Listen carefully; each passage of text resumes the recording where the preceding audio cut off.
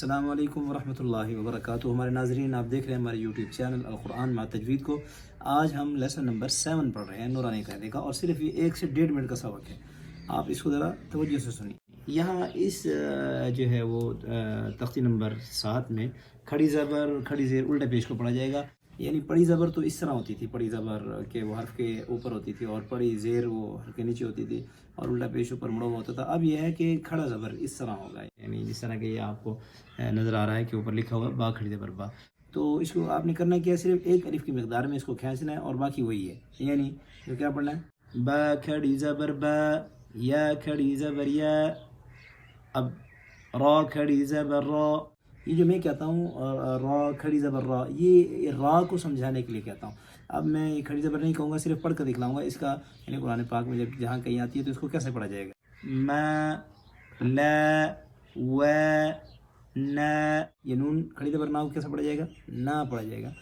یہ تو یہ جو ہم کہتے ہیں نون کھڑی زبر نا، تو یہ الفاظ جو ہیں، یہ جو ورڈ میں جن کو جو ہے نا وہ ادا کر رہا ہوں، یہ قرآن پاک میں یوں نہیں بولا جائے گا کہ نون کھڑی زبر نا. یہ کھڑی زبر تو صرف سمجھانے کے لیے آپ کو وہاں پر اس حرف کو دیکھ کر آپ نے کیسے پڑھنا ہوگا. نا ا ہ ع ح غ خ ت ث ج د ذ س ش.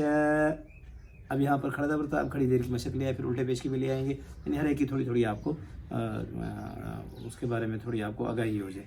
صی ضی جوڑ کیسے کریں گے، صاد کھڑی زیر صی ضی طی ضی فی قی. اب یہاں سے الٹے پیش کی مشق لے آئے. کو کا کی کو، کاف کھڑی زبر کا، کاف کھڑی زیر کی، کاف الٹا پیش کو.